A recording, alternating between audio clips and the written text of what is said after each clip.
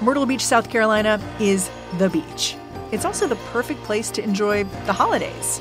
Here you get all the holiday cheer you can handle, plus 60 miles of beaches and endless fun. You may be wondering, what can I do at the beach at the holidays? Well, it's a great time of year for horseback riding along the shoreline, fishing from chartered boats, or going golfing at any of the 80-plus award-winning courses. So this year, take a holiday from the average holiday season at the beach. Plan your getaway to Myrtle Beach, South Carolina at visitmyrtlebeach.com.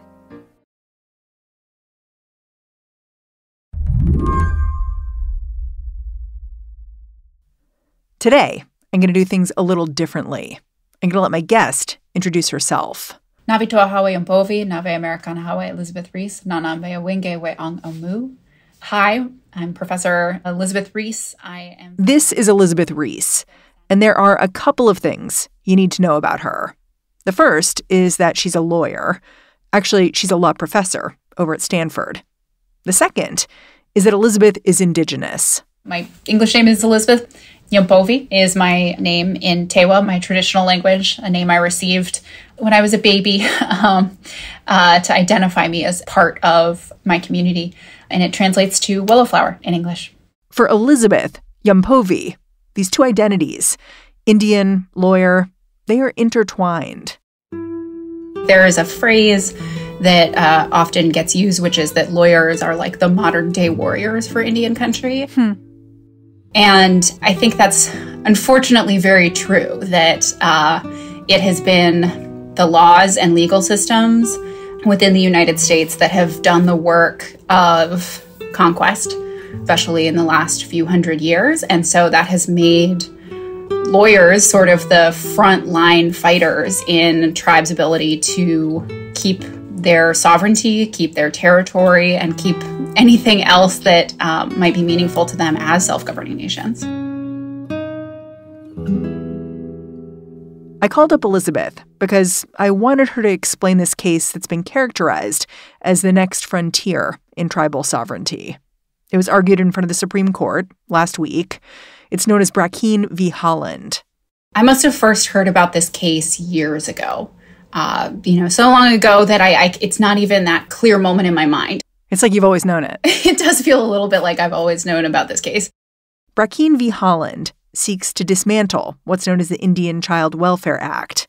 That is a law that passed 4 decades back with the intent of keeping Indian kids with Indian families. White families now argue this law keeps them from providing for children in need. But ICWA, as the law is known, it's got a history behind it. Evidence that for decades, Indigenous kids were taken from their families, sent to special schools, or just off the reservation. I don't think there is a Native person from a reservation in this country who doesn't know of some kids, either, your mother's generation, your grandma's generation, who either went to boarding schools or were adopted. By a white family. Yeah, no, the statistics about the time that the Indian Child Welfare Act was passed. This was 1978, right? Yes, in 1978, there's this really heart-wrenching report and set of hearings that come up that lead to the passage of ICWA, where it was something like between 25 and 35%, right? So like 1 in 3 Native kids was being adopted or taken away from their families. When Congress was crafting ICWA, they heard testimony from an Indian mom from Nevada. Her children had been taken from her. Her 9-year-old daughter even spoke, telling lawmakers she'd been abused in foster care. The little girl was so emotional, the committee only let her answer one question. And 1978 was not that long ago. It really wasn't. And I think it's really just an indication of how necessary the Indian Child Welfare Act was. Were it not for the Indian Child Welfare Act, it's very possible the government could have continued on some of those policies that were taking away generations of kids and would have destroyed tribal communities. And so this is a law that's fundamentally intertwined with our survival as a people. Because you can't have a nation if it doesn't have citizens. Today on the show, why this case is about more than civil rights. For Indians, it's about sovereign rights. I'm Mary Harris. You're listening to What Next? Stick around.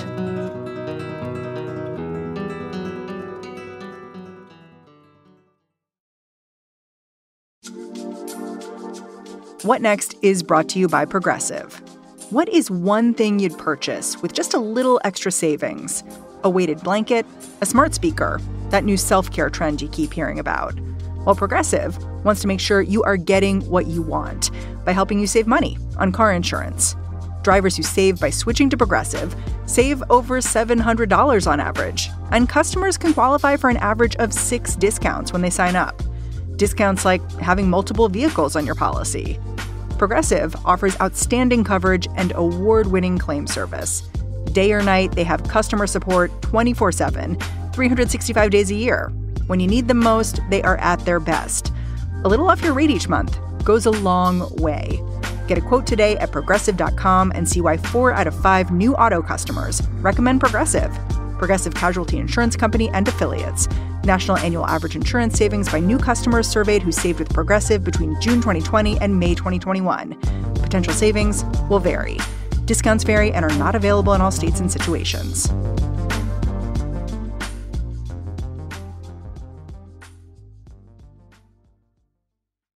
This episode is brought to you by Best Buy. This year, let Best Buy be your holiday hype partner. Whether you're searching for exciting gifts or trying to snag the hottest holiday deals, or looking for ways to simplify the giving and receiving experience, Best Buy is here to help. Best Buy's got the best assortment of impactful tech gifts, along with fast and free fulfillment options and great deals all season long. Maybe you're looking for an air fryer to help the aspiring foodie in your life unlock new recipes. Or perhaps a new phone or camera for an aspiring filmmaker who's turning their passion into a side hustle. Maybe you're on the hunt for a new smartwatch to support a friend's wellness journey. No matter what you're looking for, Best Buy is your gifting destination for everyone on your list. And Best Buy makes it easy to get your gifts how and when you need them with free next-day delivery on thousands of items, as well as same-day delivery and in-store pickup options. Shop great deals on gifts now at Best Buy.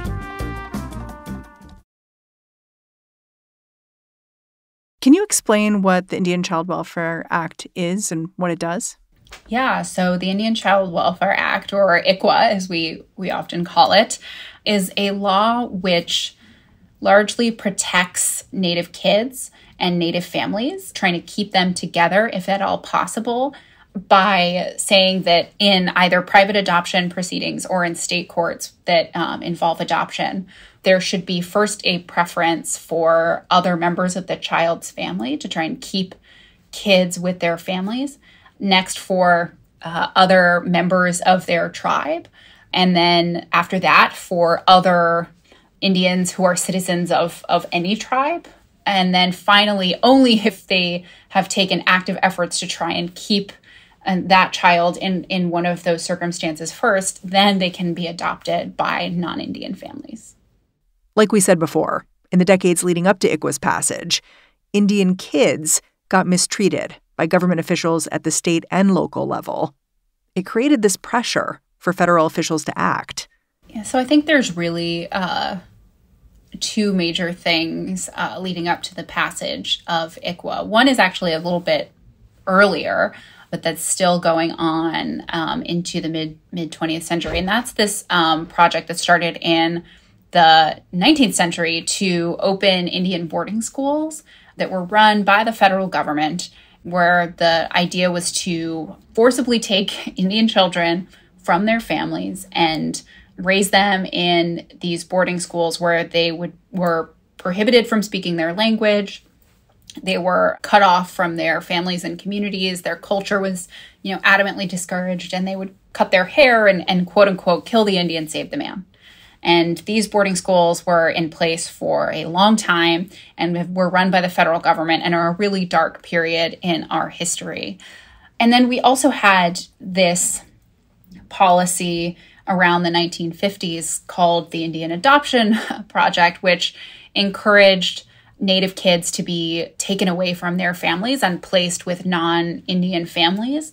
And so it became sort of a common practice for folks, particularly within the state social services regime, to target Native families to sort of surveil for this question of whether or not they were fit parents, and then to look for reasons to take kids away.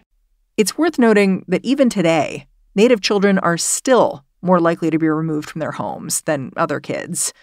Sometimes that's because social service agents see signs of poverty as evidence of abuse.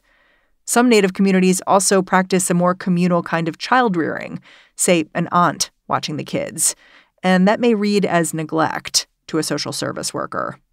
In any case, once kids have been separated from their families, ICWA is supposed to ensure that family courts do everything possible to keep them within their tribal communities. But in the case of the Brackeen family, the people at the heart of this Supreme Court case, that is not how things played out.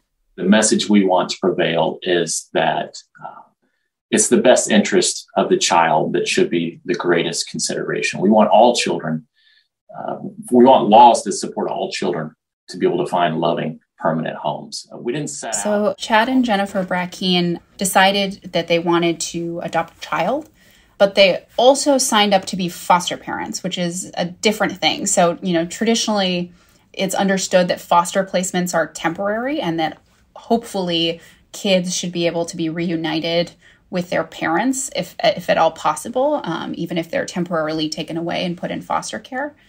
But the Brackeens, they decided to foster children, but also try to do sort of foster to adopt. So sort of use this as a way to also adopt children who had been, at that point, sort of temporarily taken away. And so what happened in this case is that there is a child, a Native child, who they fostered and then tried to adopt. And they were told at the beginning, you'll probably not be able to adopt this child, right? Right. They were told at the beginning that because this child was an Indian child, that it would make it less likely that they would be the most desirable placement because, any court considering what's best for the child would prefer to keep them with their family, with their tribe, or with another Indian family before placing them with a non-Indian family like the Brackeens. But they decided to go for it anyway. And what happened then? Right. So they decided to go for it anyway, and they also decided to fight the law. So part of what's very frustrating about this case is that in the end, the Brackeens were not harmed by this law. They were able to adopt their child, even though the tribe actually fought for a placement with another Indian family, specifically another family from the child's tribe.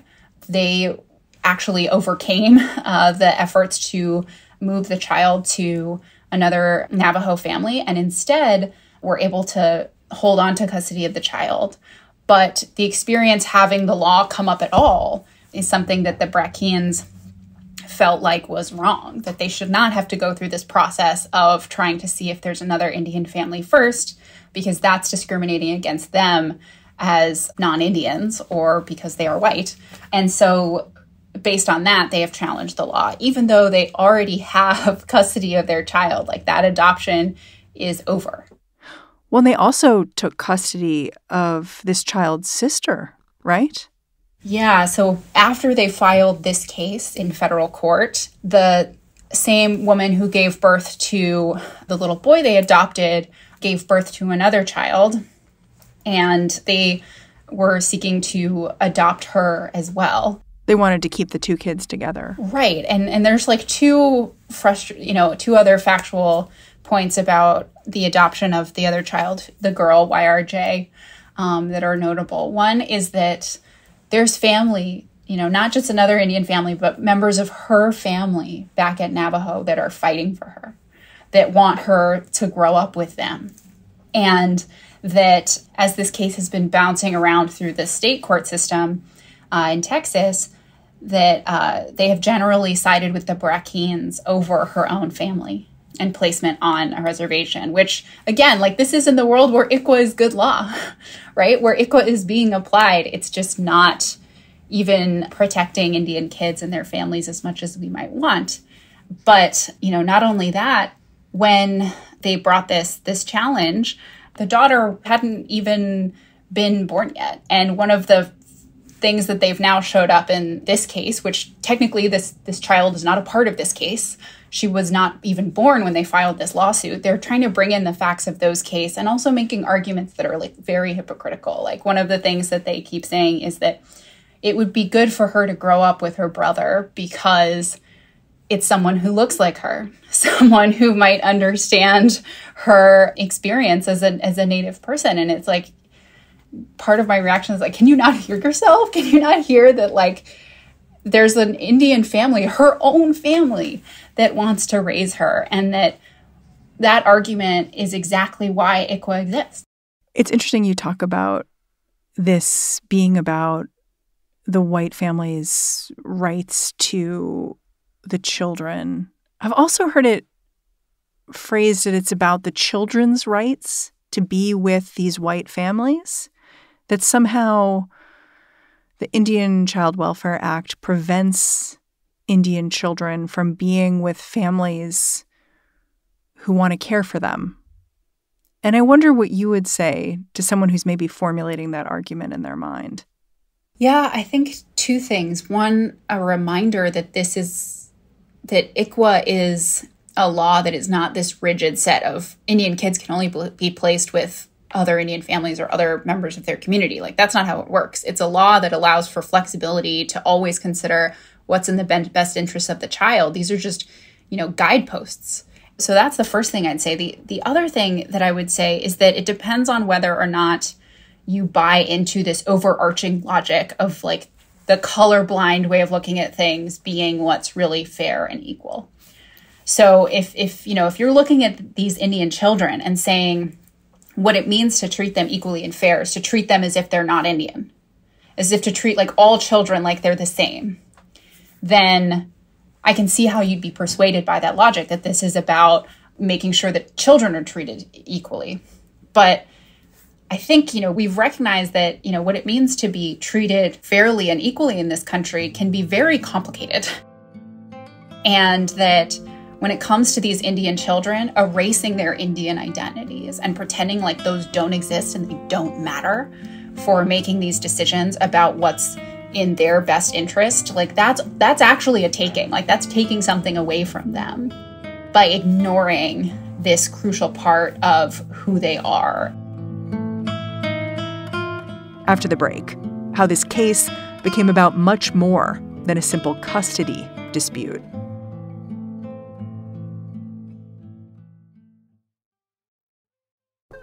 Are you ready?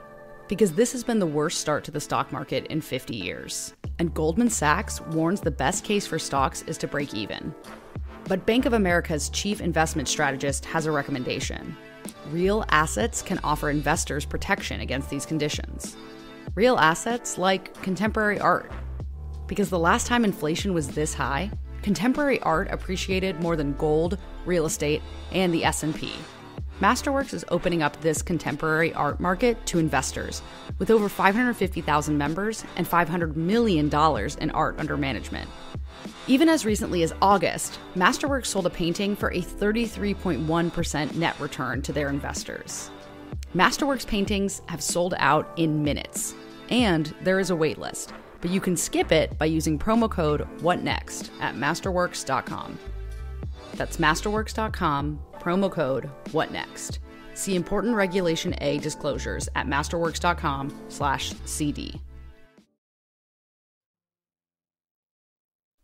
While the story at the center of Brackeen v. Haaland is about one family's choices, by the time this case reached the Supreme Court, it was making some very broad arguments. For example, lawyers for the Brackeens argue that the federal government is overreaching by telling states how to handle adoptions. But they also asked the justices to rule that the Indian Child Welfare Act creates a racial preference in adoption cases. The problem here is that tribes have historically been viewed as political entities. Ruling that being an Indian is a racial classification instead could undermine tribal sovereignty, the principle that makes Native communities independent nations. This case terrifies me because, the idea that tribes are governments, right? And that you can have a group of persons who have the, right and power to vote for their own government, who can live on land set aside for them by the federal government. If the Supreme Court holds that that is a racial classification, then the entire system, the set-asides of land, the other system that supports tribes like healthcare, and the very existence of tribes as sovereigns starts to look like something we would not allow, right? Like, can we imagine the U.S. government saying, we're just going to, set aside this land only for Black people? Like, we would be like, what? Like, what? This is, and so the entire coherence of tribal sovereignty rests on this recognition that it's because tribes are governments, because the U.S. entered into government-to-government negotiations with them and signed agreements in the form of treaties. And from that comes everything, comes this baseline concept of tribal sovereignty that's persisted to this day. And so the idea that that would be sort of undermined by holding that this is a racial category is certainly not an understatement whatsoever. What do you think would happen next? As if this case went in the way you fear the most? So it really depends on how the court writes its opinion. But it's very hard for me to imagine under either this equal protection challenge or under this other constitutional challenge, that is to the scope of Congress's authority to pass laws regulating Indians under Article 1, like a loss under either of those theories would basically rework some of these fundamental principles of Indian law and lead to countless other cases trying to figure out, okay, is this like ICWA, so it's also unconstitutional, or is it not? Is this law, which refers to Indians or defines Indians in this way, is that also a race-based category or not? For healthcare, for Bureau of Indian Education Schools. What about for the whole existence of the Bureau of Indian Affairs? There's all of these different places where every, instance of Indian in the federal code would need to be re-adjudicated, and where a challenge to, things like tribal trust land, tribal reservation land itself might be brought by folks who say that is in and of itself a racially discriminatory. So when I think about potential loss on either of those theories, I see the slew of cases that will follow. One of the more interesting details of this Supreme Court case has to do with the law firms who brought this case, because the Brackeens are being represented pro bono by a firm named Gibson Dunn that has a history of being involved in tribal affairs. Gibson Dunn represents Energy Transfer, the company behind the Dakota Access Pipeline that Indigenous people protested at Standing Rock. They also work with Shell and Chevron, two massive energy companies. So there are people who think all of this can't be a coincidence. Some Indigenous rights advocates claim that Gibson Dunn took this case to erode tribal sovereignty so its clients could have access to the minerals, like oil, that lie within tribal lands. For what it's worth, Elizabeth does not totally buy that argument. Her take is that these lawyers are simply conservative true believers. There's been allegations that this is really about the oil. It's really about the oil. It's not about the kids. And I think that sort of misses that this is actually also quite similar to the cases about affirmative action before the court.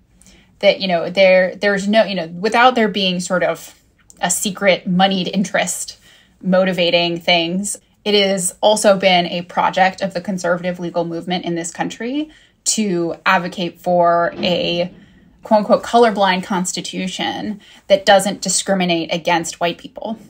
And in a lot of ways, this case is also just like one of those, and just another part of the constellation of laws that get folks on the, amongst the conservative legal movement, like really upset because they view it as wronging white people on the basis of their race, and that sense of injustice, like, I think that's kind of enough, like, to bring this case. I think if it didn't have the implications it has for the rest of tribal sovereignty, like, we'd still be here, because this would still be viewed as like a quote unquote special right for Indian people, or special treatment for Indian people, that is seen itself as unjust by some people in this country. Did you get any indication from oral arguments what the court might be thinking here?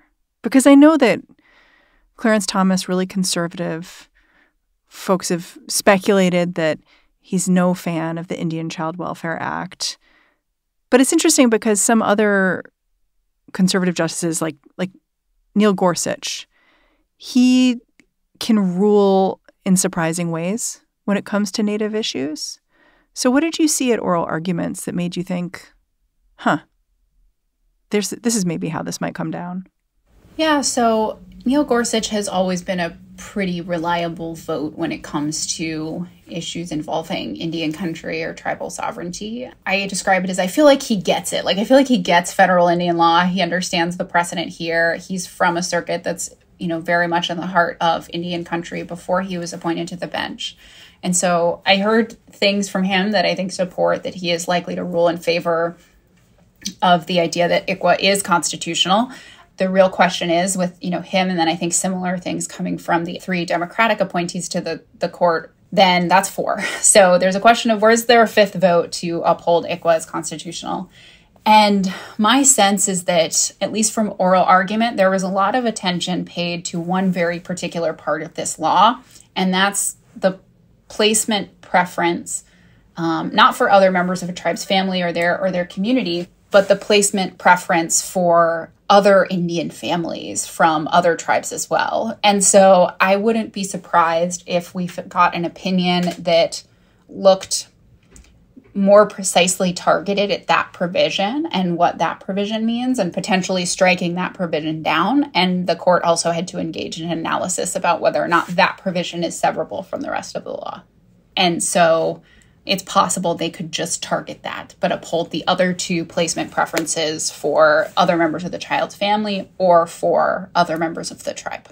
For Elizabeth, the knowledge that only part of the Indian Child Welfare Act could be struck down is still cold comfort. She says if you want to see what happens when you separate Native kids from their families, just look at the adults who grew up in the era of the Indian Adoption Project. In the last few years, they've started speaking out.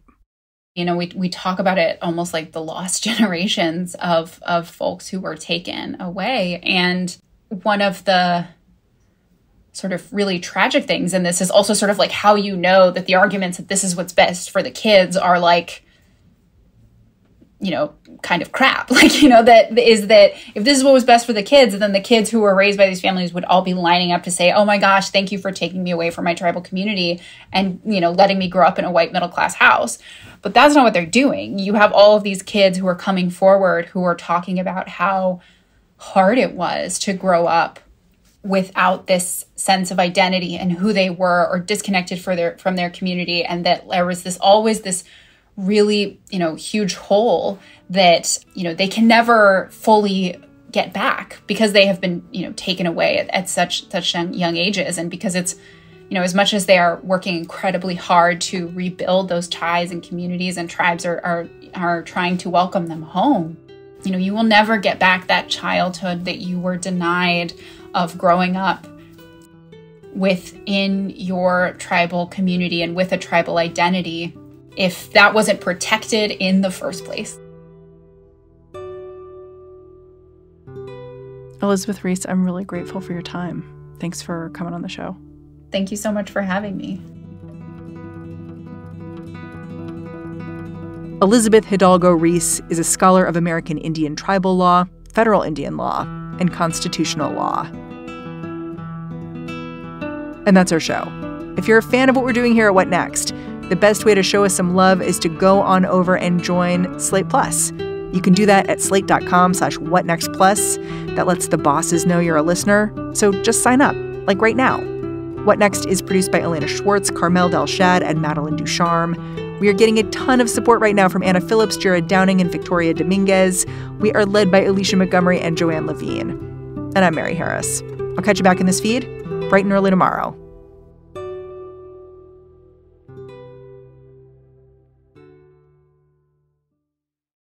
This episode is brought to you by Best Buy. Whether you're searching for exciting gifts or trying to snag the hottest holiday deals, Best Buy is here to help. From air fryers for the aspiring foodies in your life to smartwatches your fitness friends will love, Best Buy is your gifting destination for everyone on your list. Best Buy makes it easy to get your gifts how and when you need them with free next-day delivery on thousands of items, as well as same-day delivery and in-store pickup options. Shop great deals on gifts now at Best Buy.